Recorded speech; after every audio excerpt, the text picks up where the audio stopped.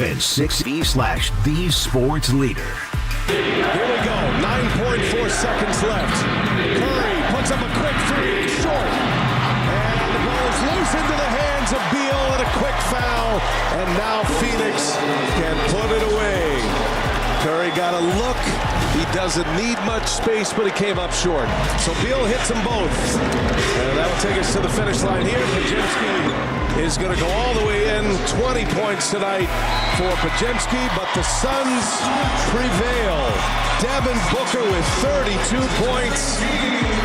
Stephen Curry finishes with 24.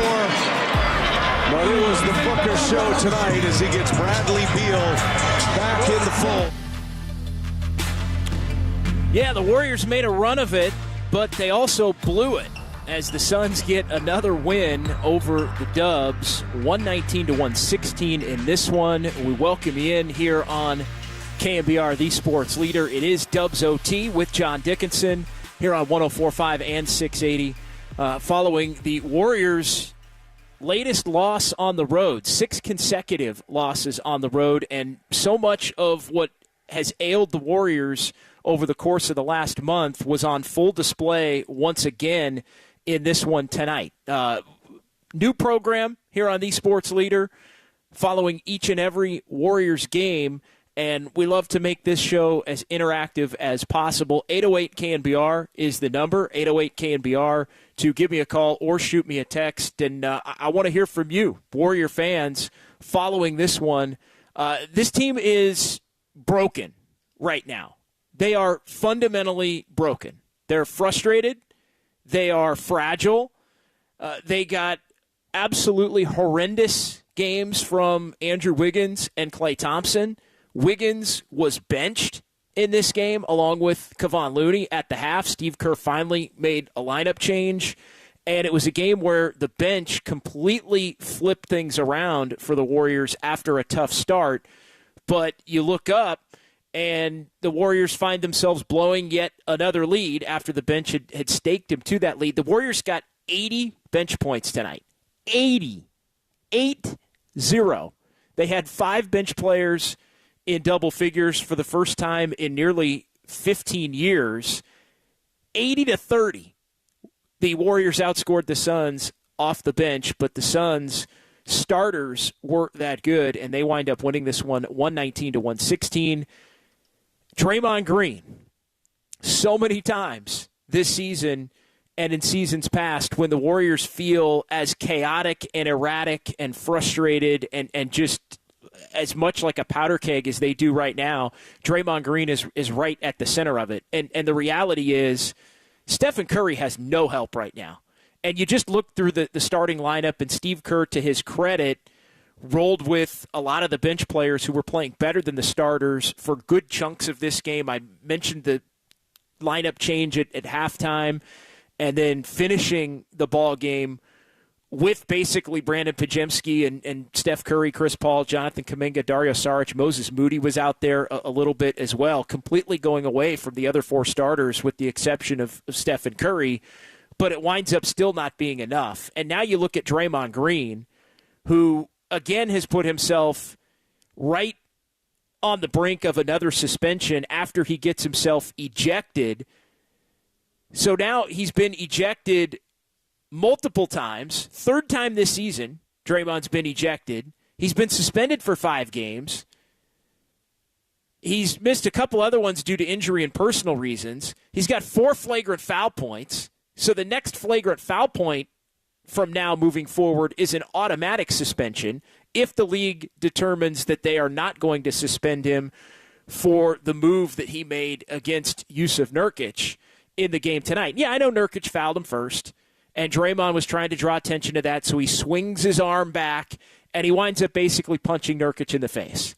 And that is automatically always going to be an ejection. You just can't do it. And especially somebody with the reputation of Draymond Green, it absolutely is going to be an ejection. And you look at the Warriors at that point in time, they were up 5.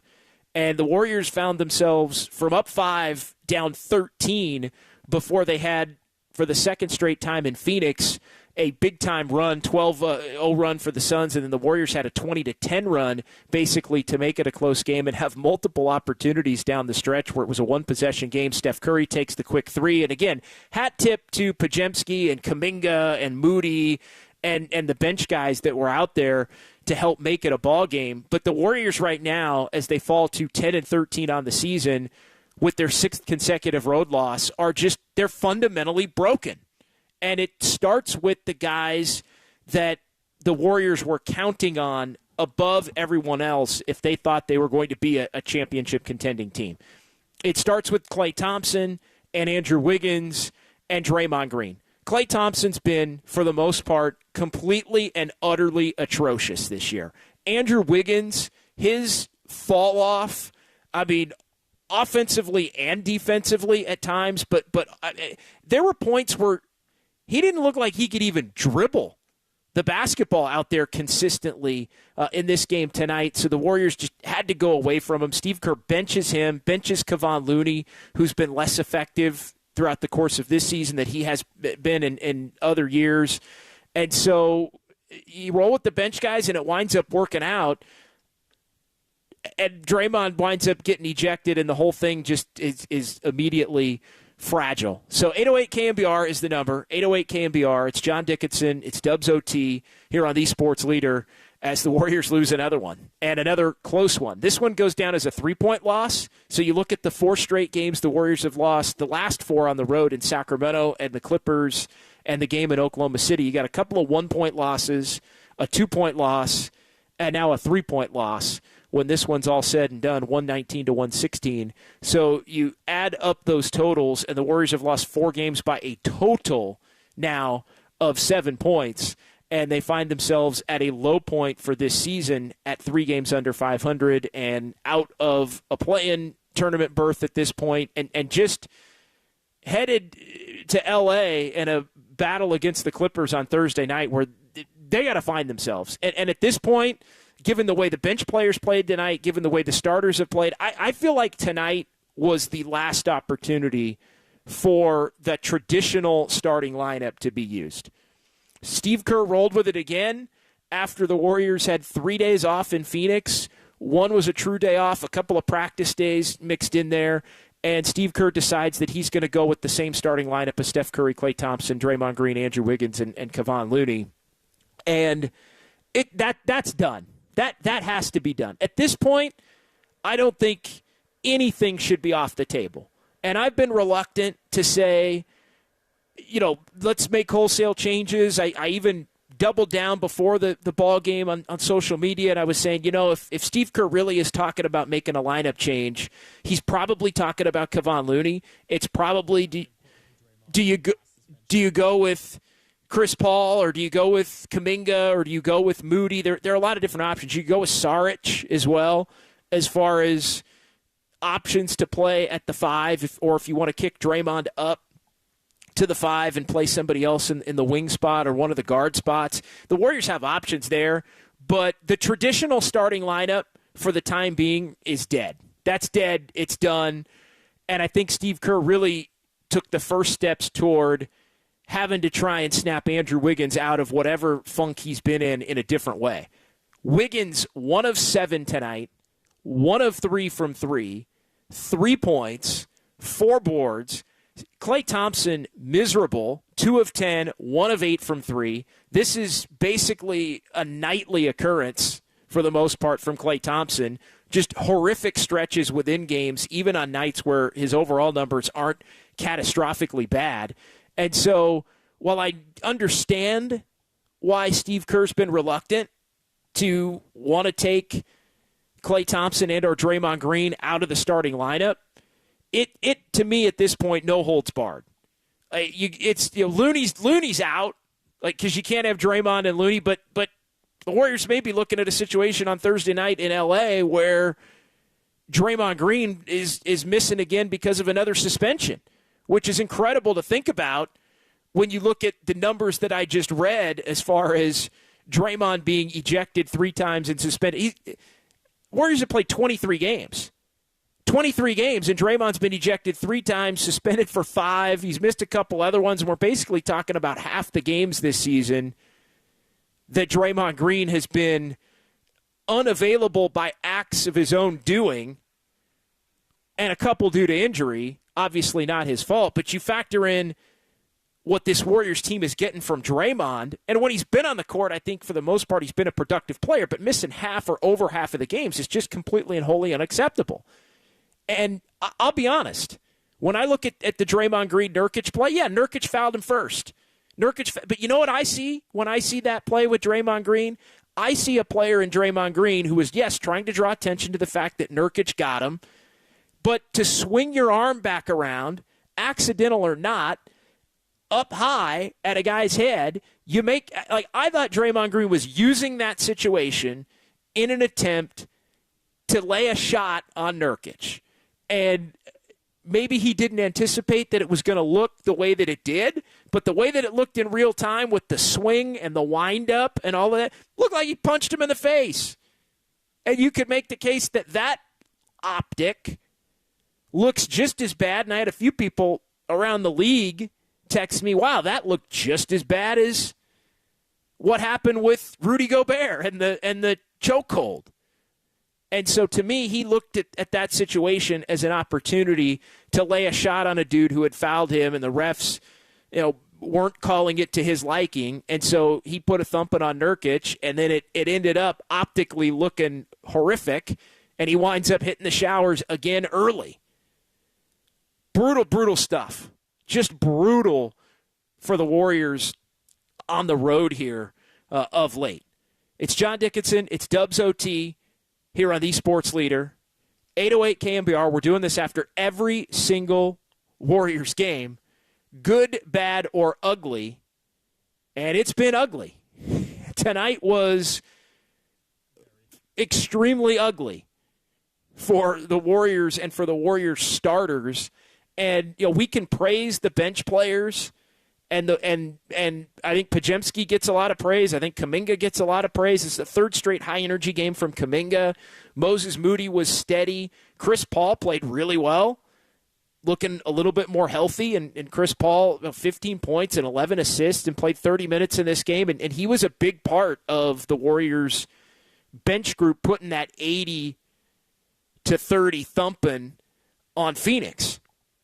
So you give credit to Chris Paul, really is the only veteran that did anything other than Steph Curry and Saric, I think, new to the team, but a veteran player in the NBA in his 20 minutes. But it was all about the bench guys, and it leads me now to wonder, what the hell can the Warriors do next? What can they do next? Because I think the lineup changes and all of those things that have been bandied about, and I've been more calm and waited out and give the traditional line, like if you want to rip Klay Thompson out of the starting lineup now for a while, by all means. I think they're going to have to do something at a minimum with Kevon Looney and Andrew Wiggins. Again, I understand the politics involved in removing Klay Thompson, because I think you could make the case if you took Klay Thompson out of the starting lineup, you're basically admitting that he's done and will never get back to. You're basically saying, at that point, all right, Klay, you're no longer a starting caliber player in the NBA, and if Klay Thompson really truly believes that he's a $35-40 million player still beyond this year, I mean, how could he possibly believe that at this point? But I think the fact that he's been so defiant to that point is part of the reason why he's played so horrifically bad during the course of this season, because he feels that he's had that money due to him. But you rip Klay Thompson out, you're basically admitting that it's over. And I don't think, as bleak as things look tonight, and as ugly as this game was in significant stretches for the Warriors tonight, I don't think you want to pull Klay Thompson out of the starting lineup right now and say, effectively admitting that it's done 23 games in. So I'm fascinated to hear what Steve Kerr's going to have to say following this one. Draymond Green, I would imagine, probably doesn't address the media tonight, although that's going to be his choice. Sometimes he does, sometimes he doesn't. I'll give Draymond a small bit of credit for when he did get ejected, not making a scene and just jogging off the court. because he's been penalized in other times that he's been ejected for basically making a scene. And that, I think, has allowed the league to go back and basically add punishment based on not leaving the court in a timely manner or mixing it up with the fans like he did in Sacramento back in the playoffs or whatever it is. So it's a matter of trying to now make the adjustments necessary for the Warriors. And I think there's two spots. Again, understanding the politics of the Klay Thompson situation. And I don't think Draymond, when he's been out there, has been horrifically bad or worthy of taken out. But to me, there's two spots now. It's Kevon Looney's spot and it's Andrew Wiggins' spot. They got to do something to send a little bit of a message to Andrew Wiggins. And I think tonight in the 15 minutes of the 1 of 7, unless he's dealing with something physically that nobody's really reported on and the Warriors haven't put out there as far as the injury reports, then this team needs an infusion, and I think Andrew Wiggins needs a little bit of a shake-up and a wake-up call. So if you want to say Kuminga and Moody, that's fine. If you want to put Podziemski in there with Kuminga, that's fine. Like, again, I think there are different options. You could put Saric out there with Moody. I don't think you would put Saric out there with Kuminga and Draymond because then Kuminga's at the 3, and the Warriors don't really like playing Kuminga at the 3. So I think if you're going to start Kuminga, then you're going to move Draymond to the 5, assuming Draymond's available. And then if you're going to take Wiggins out, you could slide Klay Thompson to the 3 and then put Moses Moody in either at the 3, actually, or you can maybe put Podziemski in at the 2 and slide Klay Thompson over to a forward position. But I'm at a loss as far as Draymond Green goes at this point because the Warriors just signed him to the 4-year contract, knowing the incidents of the past, but also understanding that they need him. But they need him on the floor, and they need him composed, and they need, if they're going to have any chance of being the team they believe they are, Draymond Green's got to be out there. And he's not helping anybody with the situations that he's put himself in. So I don't really know what the answer is with Draymond. He may very well get suspended again by the NBA, but the Warriors have talked to him. He's hinted at the fact, and the Warriors have hinted at the fact that he's talked to other people about these incidents and that he knows in the aftermath that he's wrong, but it's not, shutting him down farther doesn't really help anybody either. I mean, the Warriors let this thing, I've always said this, you go back to 2016 in Oklahoma City and the incident in the Steph Curry double bang game when they were 50-5 or whatever they were, and he hit the 3 at the end there, and they came back and won. That was also the night that Steve Kerr and Draymond Green had their dust up, their shouting match in the locker room at OKC, and Lisa Salters reported on it and everything. When that went by the wayside without a suspension, that was it. Like, that was the moment, and then you look at all the different things that have happened since, and I know the Warriors did hit him with a suspension on the Durant back and forth from November of 2018. But to me, they let that ship sail as far as Draymond Green goes back then. So there really isn't anything you can do. They committed to him, and they need him. So this, while it has the potential, and it looks right now like it could be an ugly 3 or 4 years if he can't keep himself on the court, the Warriors really can't do anything because nobody's trading for him for the remainder of this year plus 3 more. And you have to wonder at this point, even on a contract that's much more team-friendly, Andrew Wiggins, who's trading for Andrew Wiggins right now?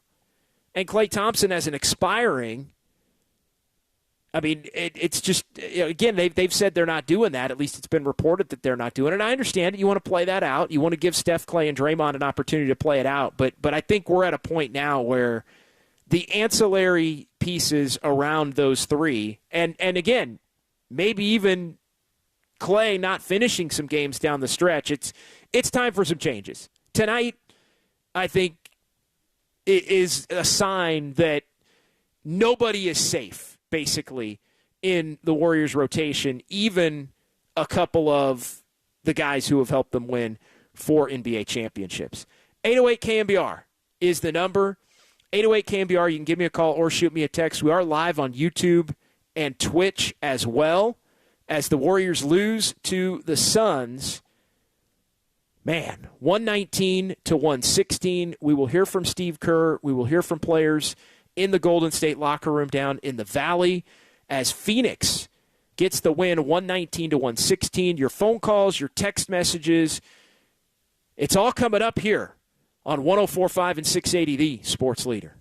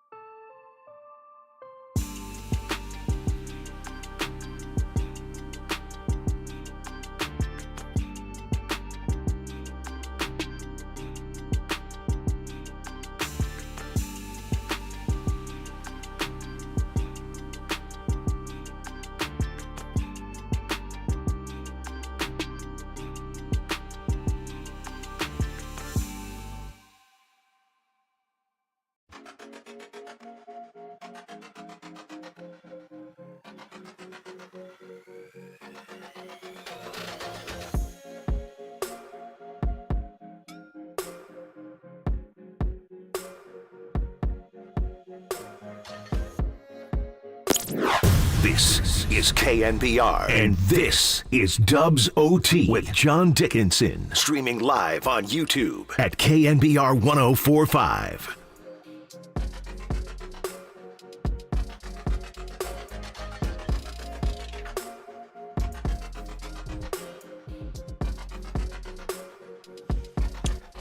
All right, welcome back. Warriors lose to the Suns, 119-116. Here, John Dickinson, Dubs OT, on the Sports Leader. Man, tough stuff. We're going to hear from Steve Kerr on Draymond Green as he gets himself ejected. Also appreciate everybody watching on YouTube and Twitch as well. 808 KNBR is the number. 808 KNBR. As the Warriors now 10-13, that's 6 straight. Remember when the Warriors were playing well on the road? Remember when they were playing? Remember they got off to a 5-1 start away from Chase Center, and it was like, wow, this is going to be different from last year, and it really looked like it was going to be. Well, it's 6 straight road losses, and it's 4 absolutely colossal meltdown type losses where everything feels like it's about to break for the Warriors here with tonight's game, the OKC game, the game in L.A. A week ago Saturday afternoon, and even going all the way back to 2 weeks ago tonight in Sacramento when the Warriors blew that 24-point lead. So tough stuff for Golden State. And, they find themselves now 5-7 away from Chase Center and 10-13 overall, and they got some work to do to just get their way back to 500 and then have an ability to try and push forward from there. Suns improved to 13-10. 808 KNBR, we'll get to some of the YouTube commenters here coming up in just a moment, but reacting to some of the big headlines in this one. Draymond Green ejected, horrific nights from Andrew Wiggins and Klay Thompson. Wiggins and Looney were benched going into the second half, with Steve Kerr giving Jonathan Kuminga an opportunity in Looney's spot, with Draymond sliding to the 5, and then also Brandon Podziemski getting a chance to go in and play at the 2 with Steph Curry and Klay Thompson shifting to the 3. So great job by the bench, 80-30. Warriors bench outscores the Suns, so it wasn't all bad, but the Warriors are broken right now, flat out. They're broken, they're frustrated, they're fragile. Changes do need to be made, and I think the Warriors are going to have to try and figure out now, sitting 3 games under 500, some different combinations. Steve Kerr has threatened it. He's talked about it. He's hinted that it might be coming at some point soon and hasn't quite done it. He gave the traditional lineup another opportunity, but what do you do in L.A. on Thursday night? I think that's the big question. What the hell do you do with Draymond Green? Maybe the NBA is going to do it for you, because you look at the suspension that he just got, the 5-gamer for the incident from what happened with Rudy Gobert in the game a month ago at Chase, and he ends up getting a 5-game suspension on that. And so, does he get another 5? I mean, I don't think, this, I don't feel like, although some were texting me like I alluded to earlier during the game saying, hey, this was worse, or the optics of it were worse, or the blatant swing was worse because it was just a frustration reaction to a player that had fouled him in kind of an innocuous way, as opposed to trying to go help a teammate in what had been a borderline melee with everything that had happened with Jaden McDaniels and Klay Thompson in that game back at Chase a month ago. So, but the league has said that prior acts compound punishment, and so if that remains true, then Draymond Green finds himself maybe at least facing a small suspension. Again, I don't feel like this is a scenario where, and I think the league is watching everything that's said about what happened tonight very closely. What Draymond says, again, how Draymond conducted himself when Draymond left the court in a timely manner, all of that was I think, critical. So, yeah, you look at it, and the Warriors may end up without Draymond Green again here moving forward. So that alters what they would potentially do as far as a starting lineup. But I think it's time for changes to be made. Again, I don't know that Steve Kerr really wants to go down the rabbit hole of saying that Klay Thompson's not going to be in the starting lineup anymore. I think that's something that we're going to have to keep an eye on. But I also think it's a scenario where there are two spots in the starting lineup now where there are positions where Steve Kerr can make changes. All right, John, how many games suspension do you think Draymond will get this time? I don't think it's going to be 15 or 20 or anything like that. Now, I might be wrong, but no, I think it's probably going to be more like I think it's more like a couple at this point if they deem it to be a slight reaction to what happened. But it doesn't look good. It didn't look. If it was a reaction to a foul, however you want to chalk it up, it didn't look good. So the league is going to have to adjust to that, and the league is going to have to figure it out. And it remains to be seen. But no, I don't feel like because the last one was 5, this one is going to be 10 or 15. I really don't. A couple other people on the chat, and we appreciate those chiming in. On the YouTube chat here at KNBR. Rockin' New Era 84 says 10 games at least. If Adam Silver wants to send a message, then it might be 20. Again, I'm not so sure about that. And so we'll have to see. Rockin' New Era 84, appreciate you sending that one. As well. And so at least 5 games, says Travis A., probably more. Again, I think that the circumstances by which of the melee and the prior acts and just the optics of the chokehold that he put Rudy Gobert in, I think that made it a tougher situation for the league to really send a message. I think tonight, in some ways, like I said, in some ways you could look at it as if it's worse. I think there's other ways where you can look at it if you're the league and you can say, all right, it was a bad act. It was a clear flagrant 2, but Draymond accepted the punishment that was handed down to him, left the court in a timely manner, and now everybody moves forward.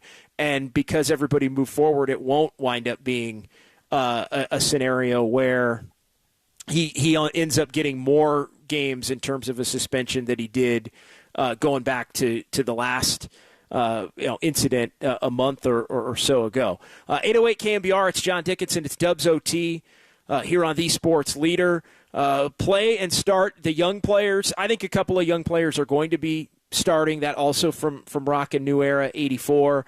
I do think Jonathan Kuminga is going to find his way into the starting lineup. I think that's an easy one, especially when you look at the matchup against the Clippers with the big wing players that they have. Kuminga, from a body type standpoint, fits there. If Kuminga is a high motor player right now, then I think the Warriors can ride Kuminga and continue to play Kuminga a little bit more. Again, as long as he doesn't get into the starting lineup and look to coast a little bit, which has been problematic for him from time to time. But yeah, crazy.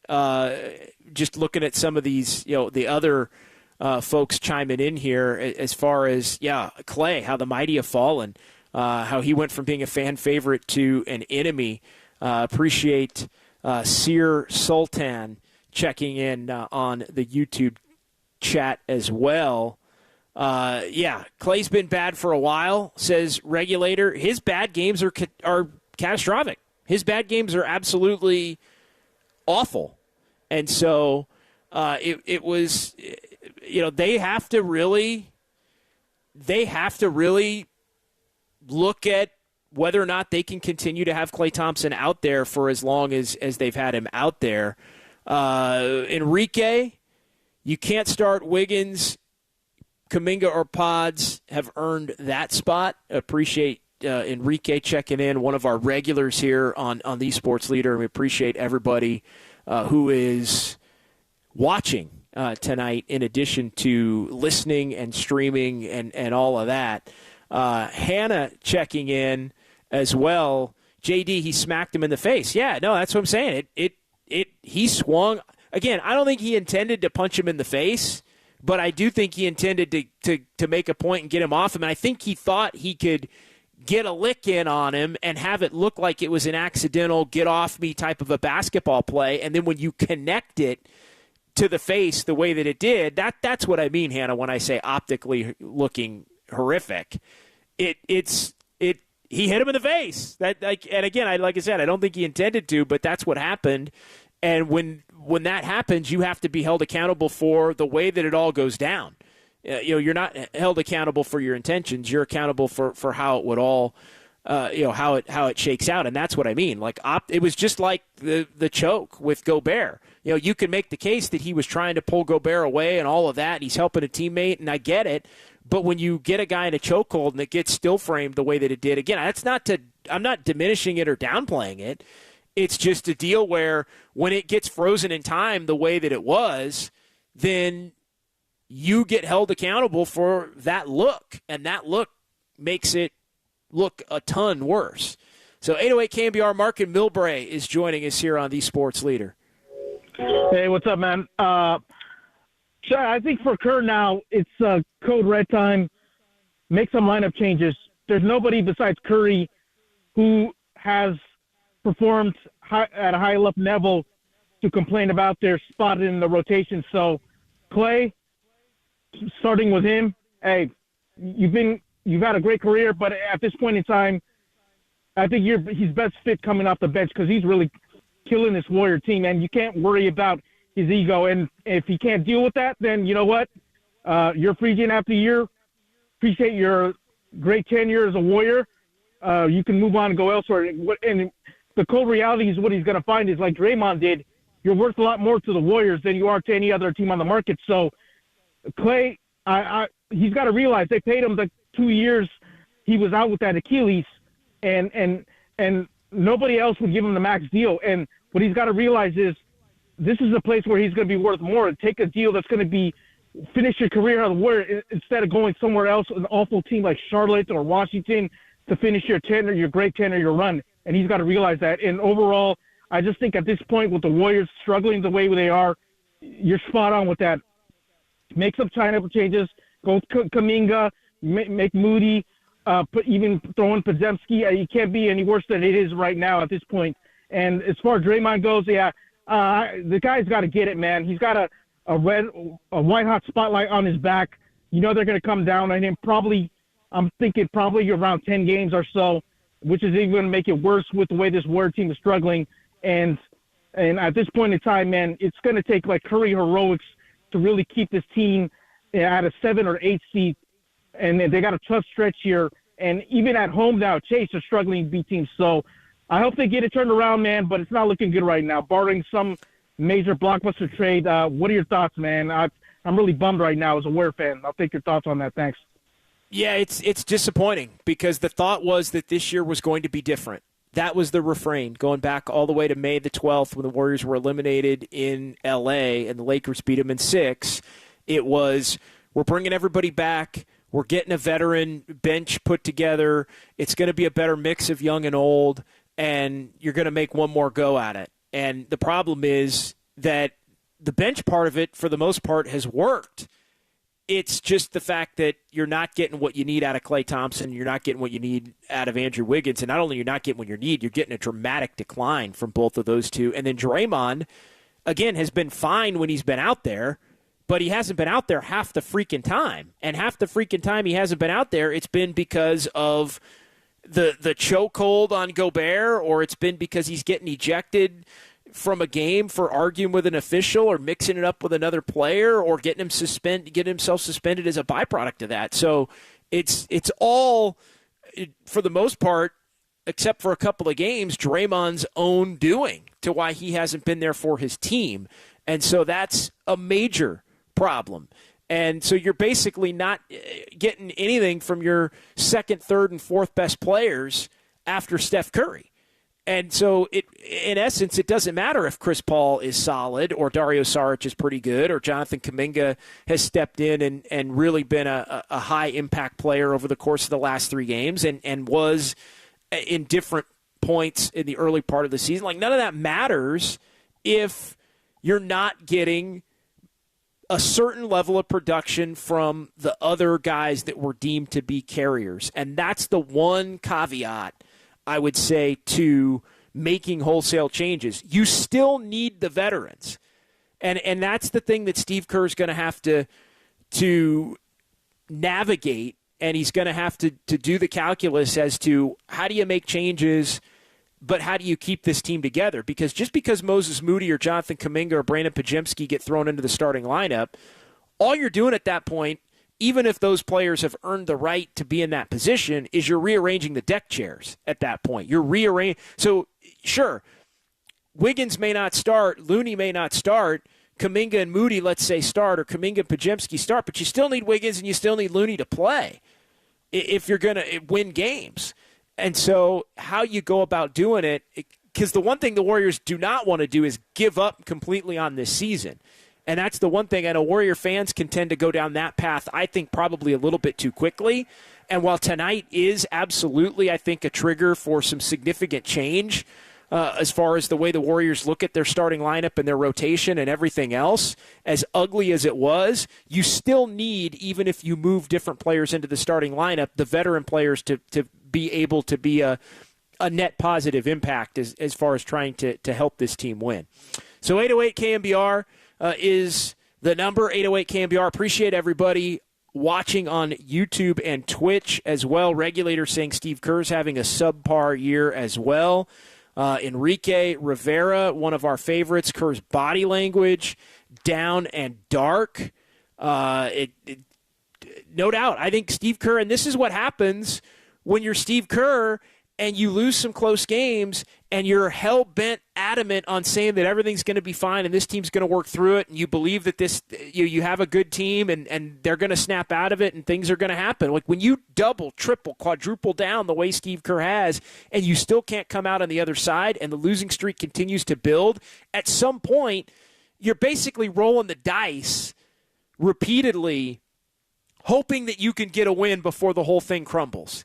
And right now, the whole thing is heading, at this point, closer to a crumble as opposed to being in a position where you're going to get it on track. And so it's tough. It absolutely is tough if you're Steve Kerr, and I think that's where Kerr's body language and disappointment and all of that has to be something that winds up getting addressed. So 808 KNBR, the number, 808 KNBR. It's John Dickinson. We are going to hear some post-game sound. We're going to keep this thing rolling here on the Sports Leader. Warriors lose it. Their sixth consecutive road loss.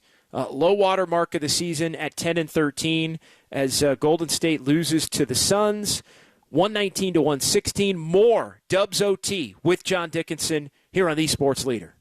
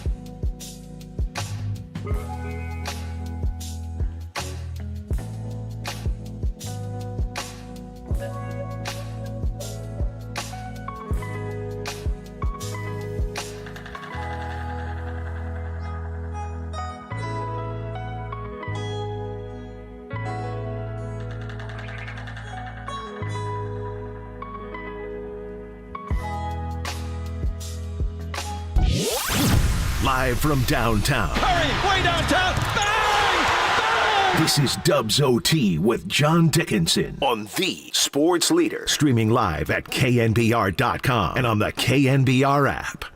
After review, the play has been deemed a common foul on Donovan Mitchell. However, during the process of looking at it for a flagrant foul, we can go back and see if that precipitated. And because of that, Draymond Green delivers contact on the other end of the floor, and he will be given a technical foul and ejected from the basketball game for a second technical foul. Whoa. Now someone's got Rudy in a headlock. It's Draymond. Someone get that dude in a headlock. Somehow Draymond just got Rudy around the neck from behind. Like, what is that? The league again acknowledged Draymond Green's history in these instances going back a number of years as a part of the severity of this 5-game suspension. Now Green runs over Nurkic, and he'll be called for the foul, and they're going to take a look at this. After video review, Green makes unnecessary and excessive contact to the face. The foul has been upgraded to a flagrant foul penalty 2, and Green has been ejected from the game. There you go. When you hear excessive, that's it. Draymond Green is out.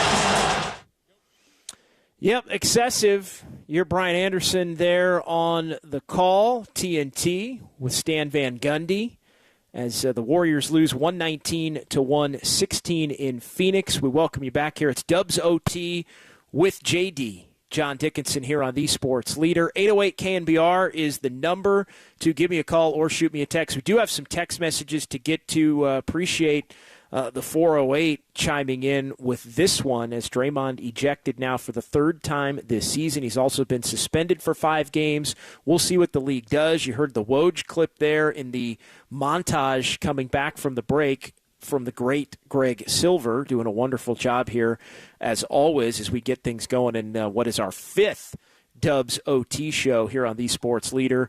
Any prior acts have been a factor in this thing, and so it could be a factor again in the Warriors, finding themselves without Draymond, as far as potentially getting another suspension and being out of the mix and unable to help his team. And so that is brutal, but it's reality, and it's a situation that Draymond Green has put himself in. The next flagrant foul, by the way, will be a suspension. The next flagrant one. He has 4 flagrant foul points. You get to 5, you get a suspension. So he's, this is probably not going to be the last time that Draymond Green this season isn't going to be able to be counted on for being on the floor to help his Warriors teammates. 408 chimes in. JD, how can we take anyone seriously at this point, calling the Warriors a title contender? Their offensive rhythm is non-existent. Horrible defense. It doesn't. This isn't it. You name it. Warriors don't have it right now. Yeah, the Warriors are not title contenders. Let's just pause that until further notice. I'm with you, 408. We're going to pause the. Now, I say it because they say it and they believe it, and I always believe going into each and every season that you take a team based on what they say their expectation is, and this Warriors team's expectation is to win or at least contend for an NBA championship. So if they say that that's their goal and they have a bunch of players on the squad that have done it, then I will hold them to their standard, and I think it's more than fair to do that. So that's why I use it as a benchmark, because really what would the other benchmark be if you're Steph and Clay and Draymond, but to try and win a championship or believe that you have the capability of doing it? But yeah, this team ain't it. Flat out, bottom line, point blank, this team's not a title contender right now. They're not. Now, if they run off 10 of the next 12 and get to the top 4 in the Western Conference around New Year's, and then maybe we can have another conversation, a follow-up conversation. 650, JD, this team looks like it's lacking heart. Curry, notwithstanding, Wiggins looks distracted, going through the motions. Looney, left his hops in 2022, and Thompson doesn't know who he is anymore. Running it back was the end. That's what this year was all about, was trying to figure out if this was going to be the final year or if this team had one more in the tank. And right now it looks like they don't have one more in the tank.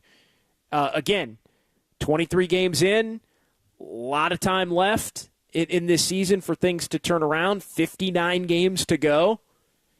But right now this team isn't it, and this team needs to make some changes. Tonight was the night, after 3 days off and multiple practices, for Steve Kerr to run it back with his regular traditional starting lineup one more time and have it not work out, and to have the bench go 80-30 against the Suns. Tonight's the night for changes. Tonight's the night to start mixing in some young players in the starting lineup, without a doubt. Without a doubt. 808 KNBR is the number. 808 KNBR.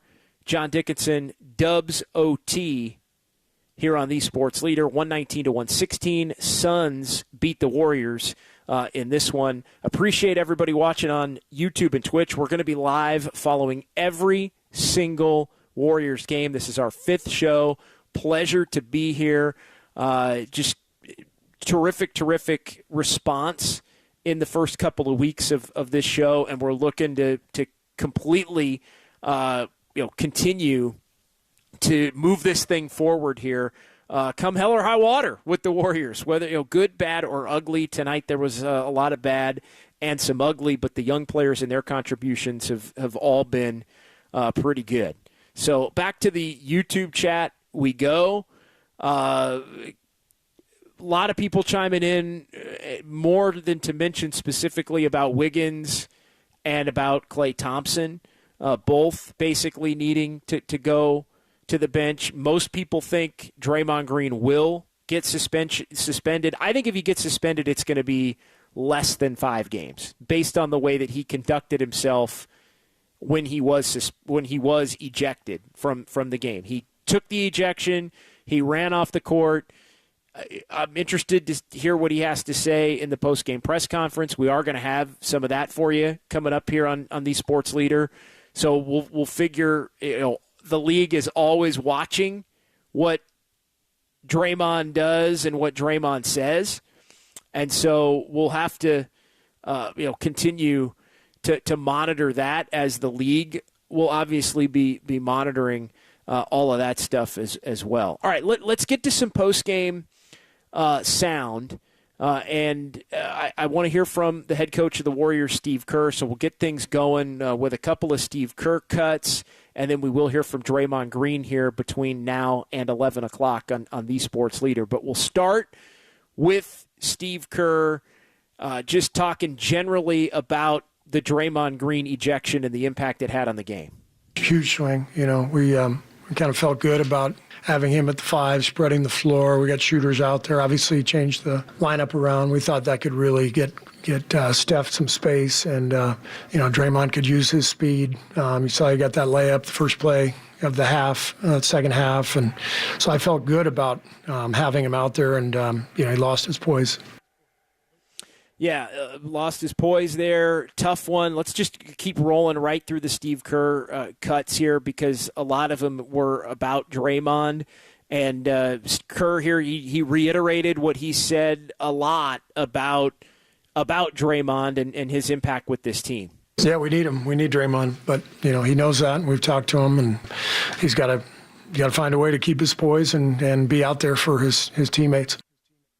Yeah, and he hasn't been able to do that to this point. We laid it out, the 5-game suspension, the 3 times he's been ejected. He's missed a couple other games due to injury, 1 due to personal reasons as well, and you're 23 games into the season, and it's basically half of those games he's been unavailable to help his team.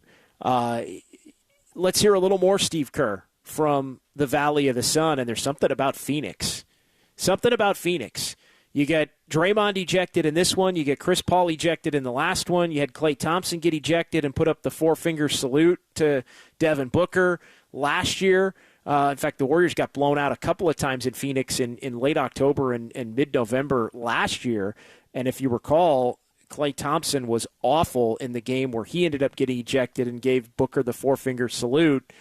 And then that led to basically a players-only meeting, which led to Klay Thompson turning things around. Phoenix has not been kind to the Warriors over these last 2 seasons. 0-4 in that building in the last 2 seasons, and it's been a powder keg of an 0-4 with multiple ejections and frustrations and team meetings. And, again, I'm not really sure where the Warriors go from here, coming off of 3 days down in the Valley to relax and get some practice time and then to lose in the fashion that they did. You can call it a close game because of the job that the bench group did once they got down 13 there toward the end, the 20-10 run after the Suns had a 12-0 run to basically put the game away. So you can give the young guys and the bench guys credit for that, and, of course, the 80-30. But this game really wasn't that close, even though the Warriors did wind up finding themselves blowing yet another lead. The question was asked, and we're going to hear the question here in Steve Kerr's response, as Coach Kerr probably tired of talking about it, but here's the question about how the Warriors proceed moving forward with Draymond. Coach, last time you talked about Draymond not crossing the line. What can be done to stop this from continuing to happen? We'll keep working. Wow. I mean, if that isn't at a loss, I mean, I don't know what is. I mean, if that isn't nothing to say and no answer and at a loss, and it's just, I mean, at this point, if you're Steve Kerr, you're thinking, well, what the heck can I do? Because they've done everything. They've talked to him. They haven't punished him, really, but he's been punished, I think, by the league. So if you're going to punish him, then you're going to punish him on top of the league punishment.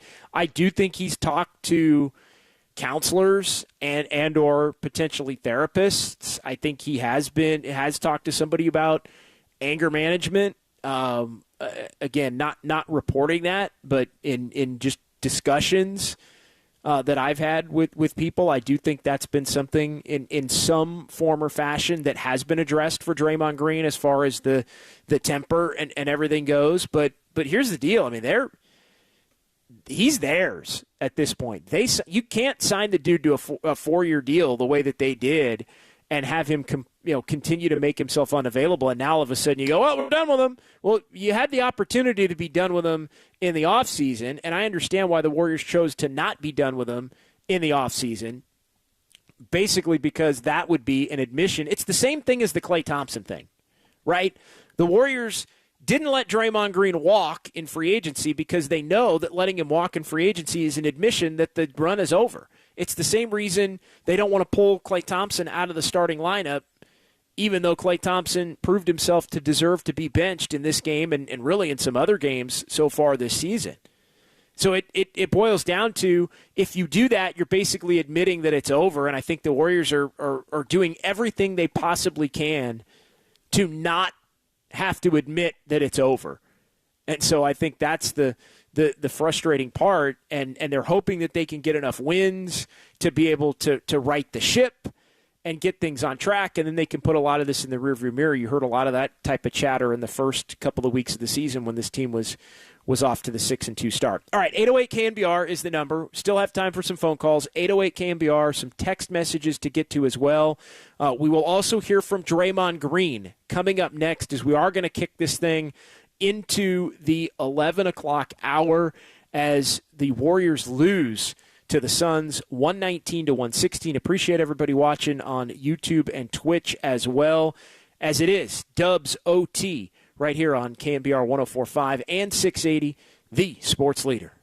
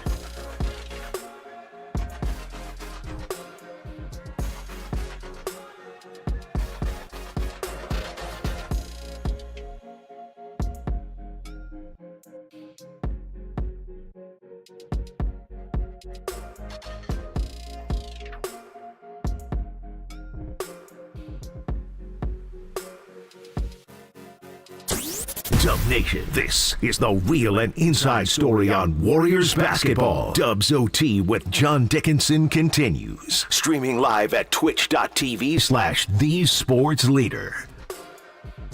What a great pickup for the Warriors. Yeah, Mike Dunleavy deserves a lot of credit. Look at Kuminga. Set up by Chris Paul, the high flyer.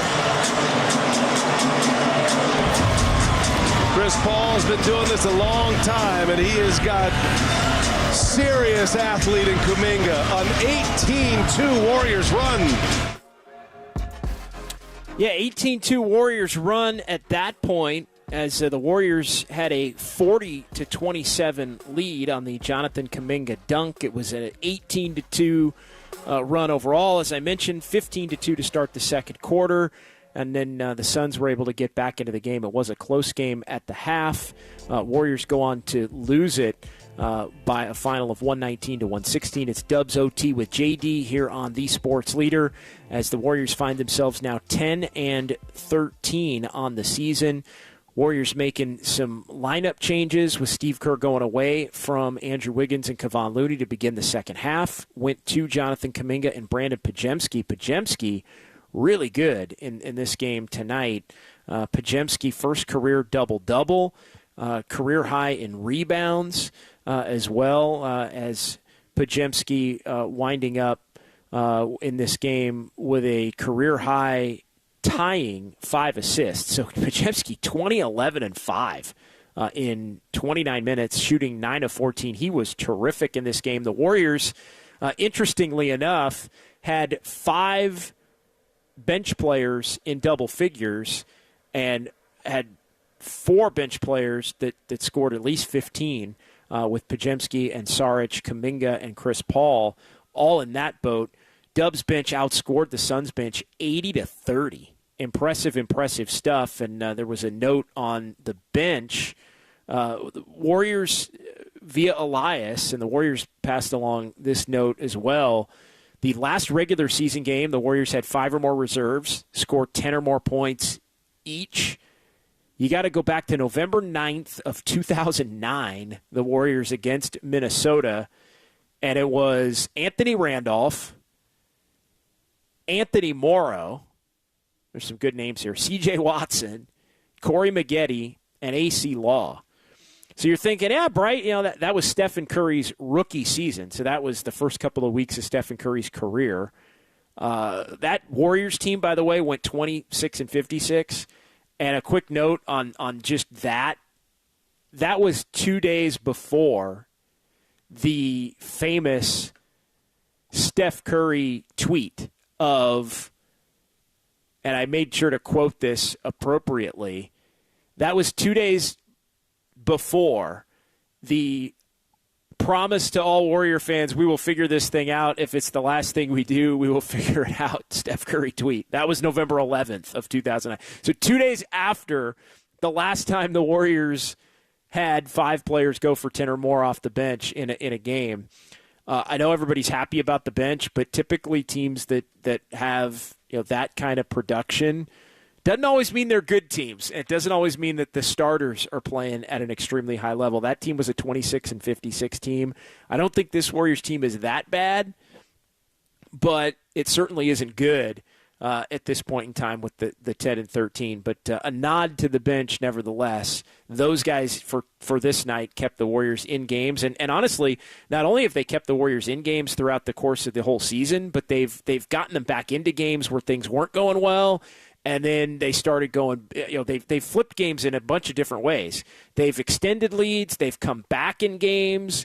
They've changed the complexion of games to where the starters have been able to come in and help a little bit and down the stretch. So they really have just, for the most part, they've just been good, period. And this year cannot be blamed on the bench. We can say Kuminga didn't take the leap that everybody thought, at least initially, although the last 3 games it looks like he's taken a little bit of a leap, another 16-point game for Jonathan Kuminga.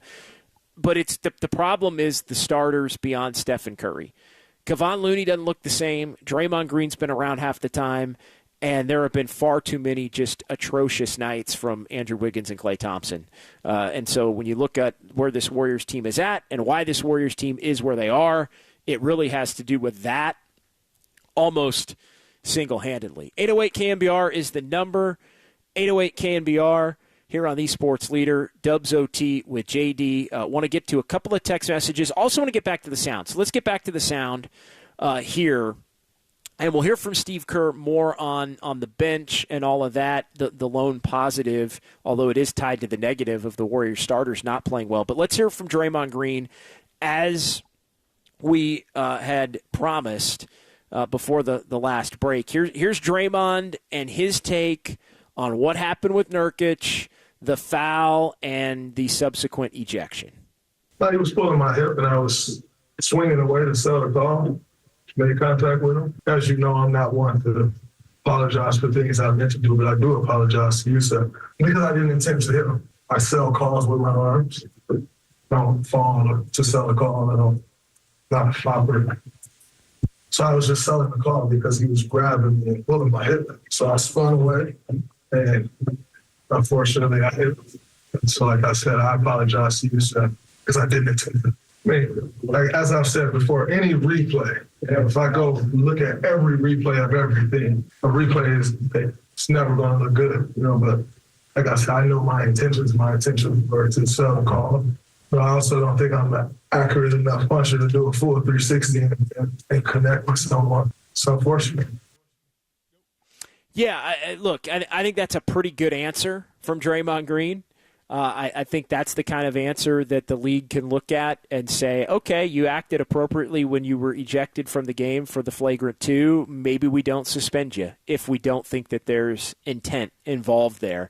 And coming out and apologizing is another thing that gives you a chance to maybe be playing on Thursday. Now, prior acts, and we had the whole lengthy conversation about prior acts and other incidents and everything compounding. I mean, Joe Dumars, who's in charge of the discipline in the NBA League office, has not shied away from the fact that he said straight up, this is, Draymond is going to be held to basically a different standard as far as some of the incidents involving him. So Draymond's playing this one the right way as far as trying to be there for his teammates moving forward here by, 1, apologizing, and 2, basically saying, hey, it was an accident. I didn't mean to hit him, which I think, again, only Draymond knows, and I'll take him at his word. I do think he was trying to sell the foul, but I also think he was using the fact that he was trying to sell the foul to swing an arm out, and it was going to hit what it was going to hit.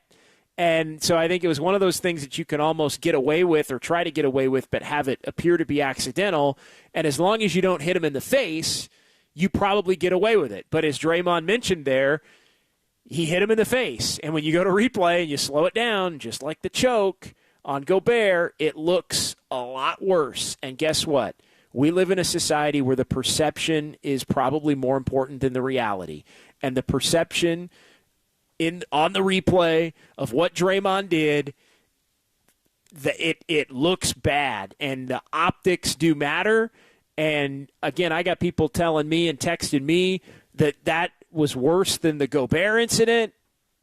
And so, we'll see what the league does. But I do think Draymond's given himself an opportunity at least to get a little bit of mercy from the league office.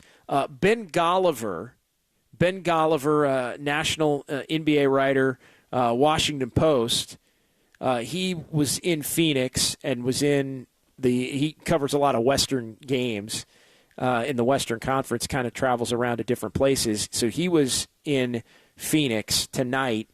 Listen to the quote from Yusuf Nurkic on Draymond Green. Quote, "What's going on with him? I don't know. Personally, I feel like that brother needs help. I'm glad he didn't try to choke me. At the same time, it ain't nothing to do with basketball." Do we have that clip, Greg? Do we have that specific clip, or is it something else? Okay, we have that clip. So I read the quote. We do have the clip of Nurkic. So let's hear what Yusuf Nurkic had to say. I was behind the play. I don't think what's going on with him. I don't know. Personally, I feel like that brother needed help. I'm glad he not try to choke me, but at the same time, it had nothing to do with basketball, man. Like, I'm just out there trying to play basketball, out there swinging. I think we saw that often, but hope he, whatever he got in his life, will get better. All right, let's go ahead and hear. So we have Draymond's response to that, and then I want to get back to the other Draymond, Greg, about whether he'll get suspended or not. But let's hear Draymond's response to what Nurkic had to say. Respect. I still know what my intentions were. Respect. I think we all need him. I think any of us are perfect. So, respect. But I'll tell him the same thing I just told you. I apologize to him. I didn't intend to do him. But he has a right to feel how he wants to feel. I'm not going to sit here and try to go back and forth on how he feels about it. So there you go. And again, I think a very appropriate answer for Draymond Green. It's damage control mode. Like, let's be honest, it's damage control now. It's Draymond thinking, damn, I got a record with the league. This is another incident that looks horrific. Already got kicked out of one game, and they basically put me on notice the last time something happened and said, yeah, you know what? Anything that happens in the future, you may get penalized based on the things that have happened in the past. So I think Draymond's trying to do everything he possibly can to avoid that suspension moving forward. Draymond was asked about that. So let's go ahead and hear that cut now. Draymond Green asked if he thinks he'll be suspended. I don't know. We'll see. Like I said, I know what my intentions were, and that's really all I can speak. And like I said, if I intended to do that, then I'd feel awful about not being there. But my intentions were just to sell the foul. He was, as you can see, as I'm posted up, he's moving forward. So as I'm moving back, he's still coming forward. Like I said, it's unfortunate. I apologize to Nurkic because I hit him. So I do apologize to him. I didn't intend to hit him. Apology. Again, the right tact, I think, to take in the aftermath. But I think Draymond knows that the only thing he can really do is give himself a chance to not be suspended and just kind of let the chips fall where they may as far as what the league is ultimately going to determine. Now, you should know in these situations, the league does do a full investigation, if you will, as to what happened. They'll review the film, they'll review the officials' report. The officials will do a little write-up as to what their view of what happened was, and every player involved. In this case, it would just be the two, Draymond and Nurkic, will be basically asked for their account of what happened. So when you that will be the next steps that will take place as to determining whether or not Draymond Green is suspended for the game on Thursday or suspended for any of the other upcoming games that the Warriors have. And they're the rest period is over for the Warriors. Basically, they play tonight, they play Thursday, they play Saturday and Sunday. So this is a beginning of a 4-game week, and then they do get a couple of days off, but then they're going to be playing, Boston, and they play next Tuesday, next Friday, next Saturday. They play on Christmas in Denver. The games are just coming rapid fire now, so the rest period is over. The Warriors not doing enough and making enough of a mostly healthy squad that has had some time to get rested. That's really been the whiff of these last 2 weeks for Golden State, with the 4 counting tonight, just catastrophic road losses that have put them behind the 8 ball now with a 10-13 record. 808 KNBR is the number. 808 KNBR. It's John Dickinson on the Sports Leader. It's Dubs OT with JD. We're coming to you after each and every Warriors game. Warriors lose to the Suns 119-116. Appreciate everybody watching on YouTube and Twitch as well here on the KNBR YouTube and Twitch pages, as the Warriors set to be back in action in Los Angeles coming up on Thursday, trying to get back to their winning ways here after falling once again despite the bench group 80-30. The margin, a plus 50. You don't see that every day, a plus 50 in terms of the bench. And Steve Kerr addressed that as well in his post-game press conference, discussing the bench, which has really been an asset, while the starters have really struggled.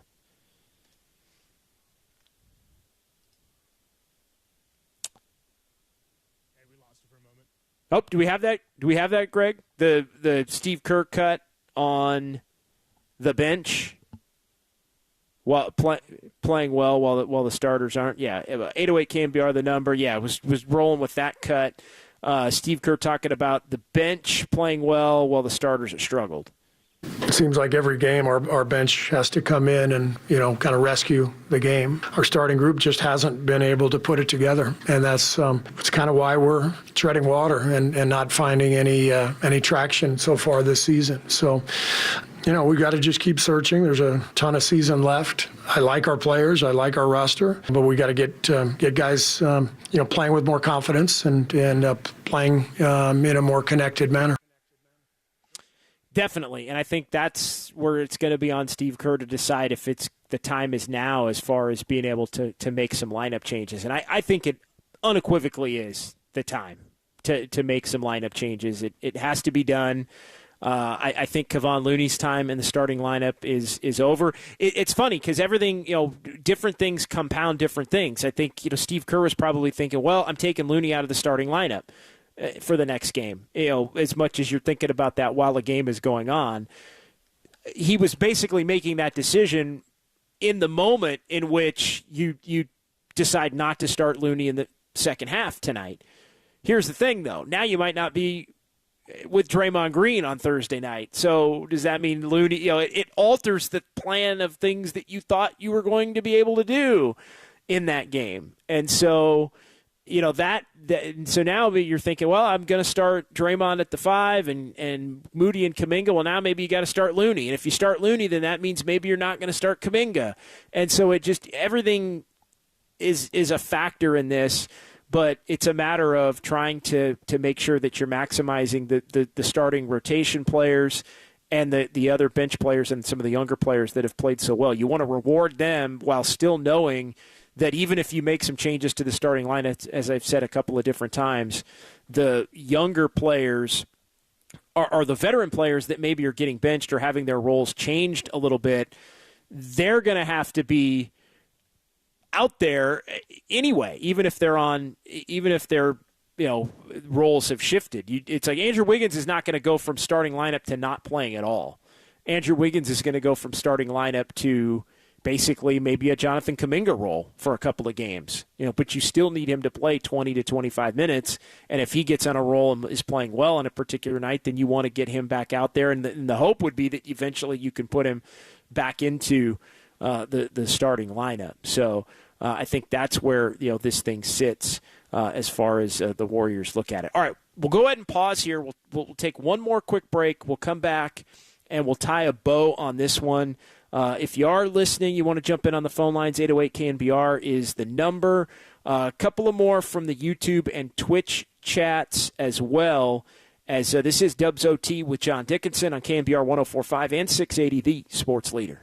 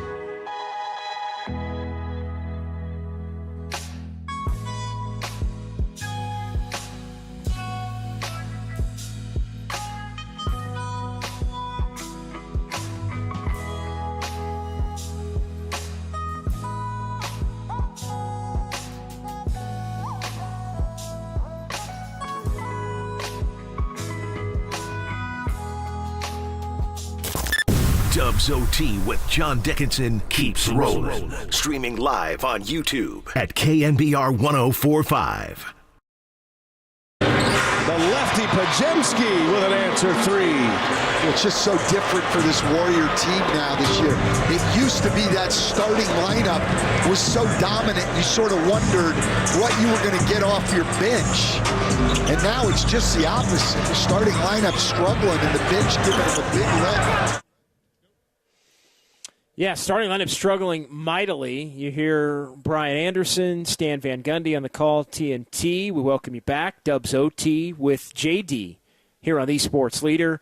119-116. Suns get the win. They're 13-10. Warriors leave Phoenix losing again, now 10-13. 808 KNBR, the number. Final couple of minutes here. We will hear from Stephen Curry momentarily.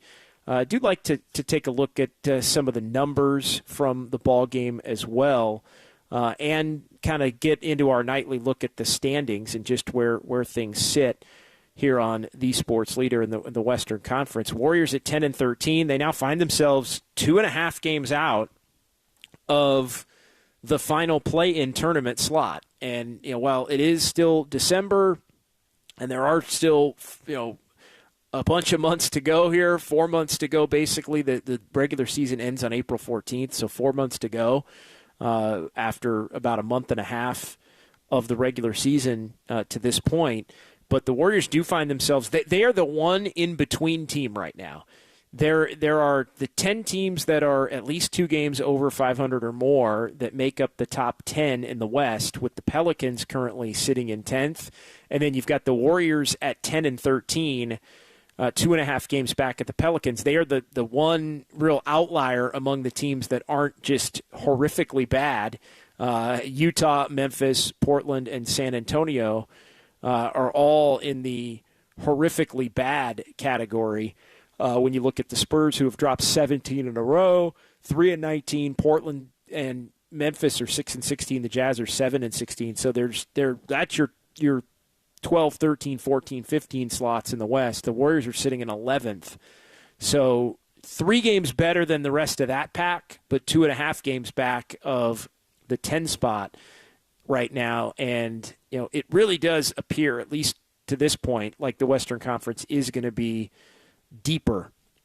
Some of the other games tonight, the Clippers beat Sacramento for a second consecutive time. The Clippers won in Sacramento a couple weeks ago after the Warriors had their blown lead against the Kings. And the Clippers beat Sacramento again tonight down in Los Angeles. So the Clippers are 13-10. They've won 5 in a row now, going back to the game against the Warriors when Paul George hit the shot. That basically started the turn for the Clippers from 8-10 and potentially 8-11 at that point. Now they are 13-10, which equals Phoenix's record now at 13-10 as well. As you look at Minnesota and OKC still at the top. Then you've got Dallas, who beat the Lakers tonight, 15-8. Denver is the top 4. You've got Sacramento at 5 and the Lakers at 6, with the Clippers and Suns currently 7-8, and the Rockets and Pelicans still ahead of the Warriors. A couple other just notes here. The Warriors' last 4 losses, we had this note earlier, decided by a combined 7 points. This season, the Warriors, you look at their 23 games, the Warriors have played 19 clutch games, decided in the final 5 minutes or overtime when the score is within 5 points. The Warriors have played more of these games than any other team, 19 of their 23 total, as they sit now at 10-13, and the Warriors are 9-10 in those games. The Suns have played the second greatest amount of those games. They've played 15. They're 7-8. They get the win in this one tonight, which goes down in that category with what the final score wound up. We talked about the bench, 80-30. Last time the Warriors had 80 or more bench points, wasn't that long ago, actually. Surprise, surprise. It was the final game of the regular season Actually, no, I take that back. It was it the final game of the regular season? I think it might have been. I think that might be a typo. It said April 9, 2022. I think it was actually April 9 of this past year. The Warriors against Portland, 88 points. Again, the note that I read had 22, but I think it was the final game of the year in this last season. So it was the Easter Sunday game of game 82 that put the Warriors in that series against Sacramento. They needed to win to close that one out. So, the Warriors bench has outscored opponents 19 of 23 games this season. Again, we talked about the times that the Warriors have had 5 or more players off the bench with 10 or more points. First time since November of 2009. All right, before we call it a night, let's go ahead and hear a couple of minutes from Stephen Curry. He kicked a chair tonight. That was something that made my note sheet about the frustration and everything, and it sort of got buried by Draymond and how bad Wiggins and Klay Thompson were and the bench playing well. Curry kicked a chair tonight, visibly frustrated, and everybody's just kind of watching Steph because he signed up for this as far as bringing the OGs back and trying to run it back one more time. It has not gone according to plan to this point. And so everybody's kind of watching Steph and his body language and the things that he says as this team tries to turn it around. So let's hear a couple of minutes of number 30 from down in the Valley. We always say about our team, like all the pieces fit for a reason. They have for a very long time. So when you're missing one, it's tough. We still had opportunities to win the game tonight. I shoot well in the second half. We have some mixed up lineups, and we're trying to find the chemistry. Our bench played amazing, like again. So we want to be able to overcome the incident, his ejection, but we just weren't able to get it done. But we need everybody available. That's how we're built. It's no secret to our success. Steve said that tonight, not other times that the bench has come and impressed you guys. It's just the point of the season. Do you feel like there's a silver lining to that, or is that the winter? Want to play better. They've done a great job of coming in with energy and impacting the game, changing the momentum. They've done it twice in this building, so same conversations that we've had before. We got to make necessary adjustments. It's frustrating that we're not playing the way we want to. But you like the guys playing with confidence when they come in. It's a full team effort. Steve pretty aggressively changed up his rotation tonight. Obviously, you got 3 more starters on the bench including that. Did you feel like it was time to do that? That's a coach. We said from the jump, being a seasoned coach has to coach us knowing the options that we have. But he's talking about playing guys that are playing the best, giving us the best shot. And he's had some regrets early in the year with individual games, but tonight we really didn't have much going. So there are going to be tough decisions. That's the nature of business, the nature of trying to sustain this level of winning. It doesn't mean you lose confidence in anybody. It's just, the results are what they are, and you have to be realistic about it. The things that need to change to get us where we want to be, but it's still going to involve everybody. So I was an indication of that. Steph and Vitamins, before the game, you shared a pretty special moment with one of our local fans of yours named T. Can you tell us about that moment and how that came to be? Obviously he's a huge fan. He's a special person. I've seen the video of the shot, the reaction from everybody in the gym, the whole school, and the surprise that he received in class. He's going to come here. And all those moments are awesome. I had to come watch shoot around before. Hopefully he had a great time with the game, him and his family. And I appreciate, the passion of him being a basketball fan, a basketball player, his goals that he set for himself. That's what basketball can do. Bring so many people together, provides inspiration. And another 5 minutes, I got to talk to him locally. Changed.